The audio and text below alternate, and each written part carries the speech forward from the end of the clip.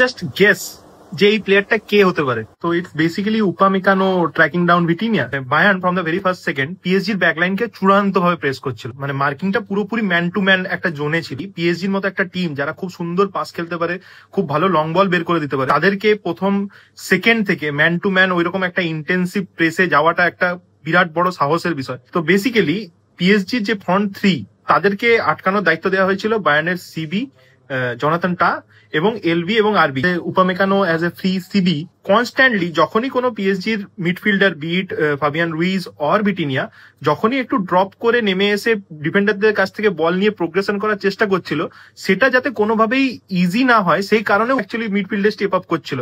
যদি আমরা দেখি পিএসজির ball progression, it is from either the wing halves or otherwise it is Vitinha, right? আমরা প্রত্যেকেই জানি মাইকেল ওলিস কিংবা লুইস দিয়াজের কাছ থেকে আমরা একটা দারুণ প্রেস আশা করতে পারি না। সেই কারণেই আমার মনে হয় পিভটদেরকে স্টে ব্যাক করানো হয়েছিল হাফ স্পেসে, এবং পিভটদের পজিশনিংও আমি যদি দেখি কিমিচ বা পাভলোভিচের, সেটাও কিন্তু অনেকটা ওয়াইড দ্য পিচ, ঠিক আছে? তো রিলেন্টলেস প্রেসটার কারণেই maybe PSG had to go long. আমরা যদি গোলগুলো দেখি, গোলগুলো একদম পুরোপুরি ম্যান টু ম্যান প্রেসের ফল হিসেবেই এসছে। সেকেন্ড গোলের ক্ষেত্রে যেটা হয়েছিল সেটাতেই আমরা চলে আসি। মার্কিউনোসকে হ্যারি কেন প্রেস করতে যাচ্ছে, তখন মার্কিউনোস কিন্তু প্রথমে বলটা জিতে যায়, এবং for the press and the collision Harry Kane got to the left side of the pitch, যেখানে হাকিমি দাঁড়িয়ে আছে, এবং সেক্ষেত্রে হ্যারি কেনের সব থেকে নিয়ারেস্ট প্লেয়ার হচ্ছে কিন্তু হাকিমি।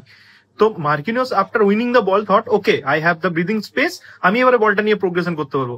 কিন্তু then what, Luis Diaz came in. যখন কিমিচ বা পাভলোভিচ স্টে ব্যাক করছে, তখন তার মানে এমিরি জাইরি এবং রুইজ বা ভিটিনিয়ার মধ্যে যে কেউ একজন, মানে কোনো দুজন তো মিডফিল্ডে স্টে করছে, তাহলে সেই দুজনকে কি মানে আমাদের পিভটরা প্রেস করছে না? নিশ্চয়ই করছে, কিন্তু তাদের পজিশনটা মোর অর লেস ওয়াইড, এবং বলটা যদি প্রোগ্রেস করতেই না দেয়। অ্যাকচুয়ালি ব্যাপারটা হচ্ছে পিএসজির ব্যাকলাইনের সাথে মিডফিল্ডের কোনো কানেকশনই রাখতে দেয়নি।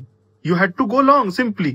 ম্যান টু ম্যান মার্কিংটা এতটাই ইন্টেন্স ছিল পিএসজির কাছে, আমি যেটা আগেও বললাম যে পিএসজির কাছে লং যাওয়া ছাড়া কোনো উপায়ই ছিল না। এই টুইকটা basically fantastic. I love this tweak, and this is why I pay my Sony Liv subscription for.